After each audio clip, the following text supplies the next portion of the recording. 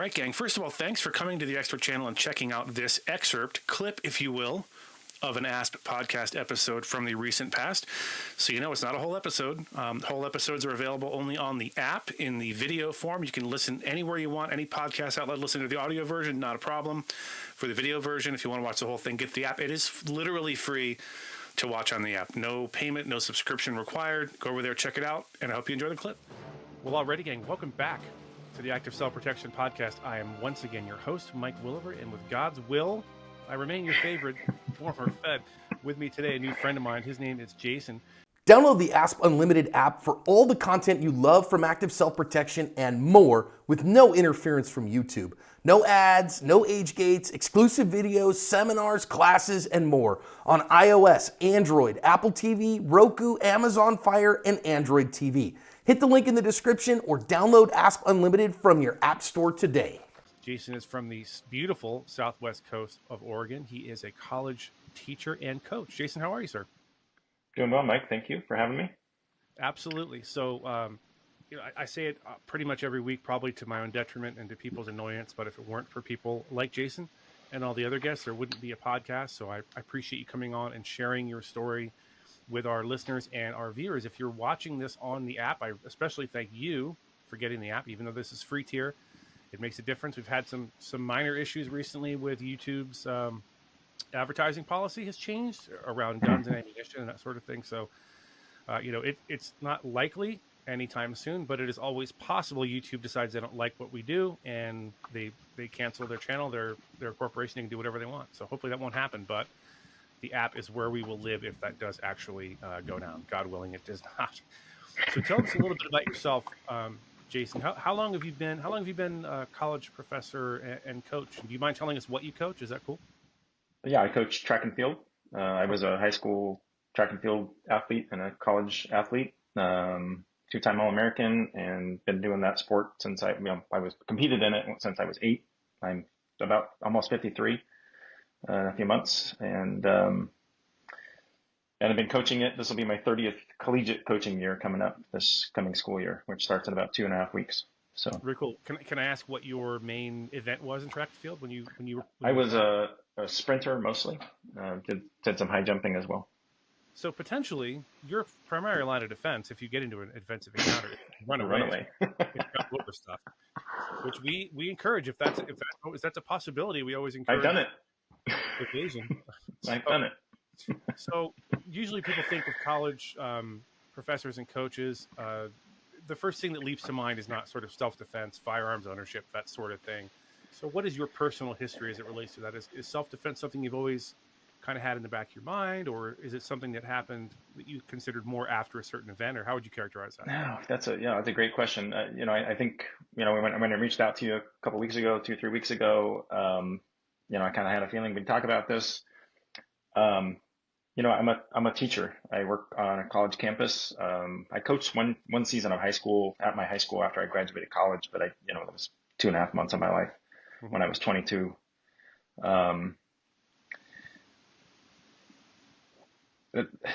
School shootings are a thing that I think about. And I remember teaching a class, actually the same year that this incident I'm going to talk about later happened. It was the same year, I believe, of the Parkland shooting. Okay. And I talked about it in class. The students wanted to talk about it. So we opened it up. We spent the entire hour of that class talking about it.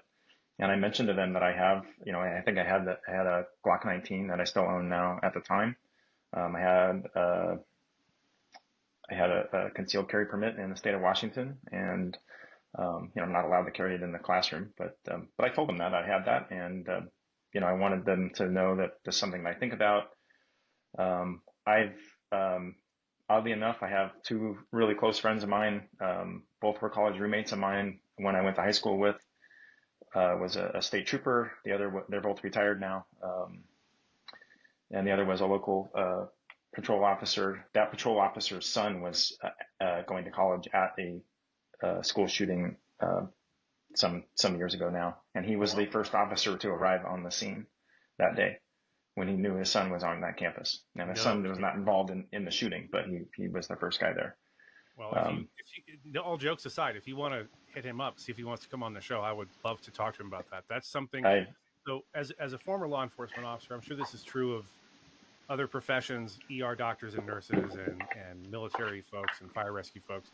You do have sort of, I don't want to use the word overblown, but you have a sense of dread, I think, that haunts you that other people maybe don't, that didn't do the job that you did, because you see all this terrible stuff for all these years, and you're always worried it's going to happen to you or someone you love. And so to respond to your own kid's school during an active shooter is just absolutely crazy. I can't even imagine what was going yeah. through his head. Well, and I happened to be at work that day. I was working in the weight room. The TV was on. That news popped up, but the national news popped up, and I immediately knew where it was, who it was, and that my friend's son was at that school.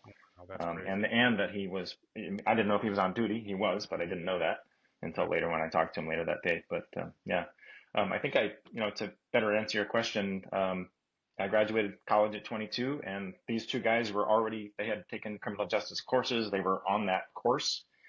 And I think because of that, I actually applied, I applied to the Oregon State Police, and went through a couple rounds of that process, went through the physical, did the written test, got into a room for a group interview.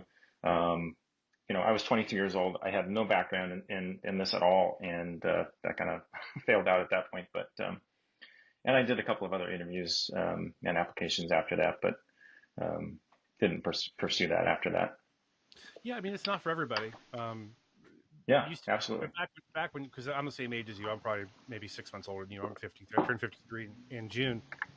And back when I started, I'm sure this was your experience as well. It was an insanely competitive field to get into. There was, most agencies, for every opening they had, there was 40, 50, 100 sometimes applicants. So it was very, very competitive. Now it's not. Unfortunately, it's kind of the opposite of that, because it's been such a demeaned and ridiculed profession over the last Sure. few years. Nobody wants to do it anymore, which I understand. Right. But anyway, that aside. Well, yeah. I mean, that room that I took that written test for OSP, maybe there might have been 500 people in that room. It was packed. And my good friend who actually ended up working for them after a local PD job, he retired from the OSP just a couple of years ago. He and his guys were in Portland during, a few years ago, doing all that crap up there, dealing with all that. And, he's got a few stories that were, not super comfortable. So. Again, have them both hit me up. I'd love to talk to both of them at some Sure. point. Sure. Yeah, it was crazy competitive. And I don't know exactly when that sort of fell off, but nowadays they're having the opposite problem, which is frequently agencies don't have enough qualified candidates to fill the positions they need, which unfortunately leads to some people getting hired that maybe shouldn't, and a bunch of other attendant issues, which are unpleasant. So I'll be honest. You mentioned it a couple of minutes ago. It's not a job that I would have been good at, and I'm glad that that I don't. That no one ever told me that, but I can tell myself that, having gone on some ride-alongs with my friends and seeing what they do. They're great at it. That wouldn't have been a job for me. So yeah, and like I said, it's not for everybody, and there's no shame in that. It's just not for everybody. Not everybody's cut out to be a surgeon or a fighter pilot, right. or a track and field coach, for that matter. Anyone can do. Right. Yeah, I'm willing to bet that at my prime, you would outrun me significantly. So if I was ever trying to arrest you back in the day, you would have made a clean getaway. I promise you. No. Almost certainly. Not to have any reason to.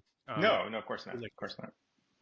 So your incident that you wrote in to talk about, I've very conveniently not gone and read the email again, so that I honestly don't remember what your incident is. That's the idea, right? Is so that I hear the story kind of for the first time. So walk us through what happened. How long ago was it? Where were you? What were you doing? And what alerted you to the fact that there was a problem that needed to be addressed?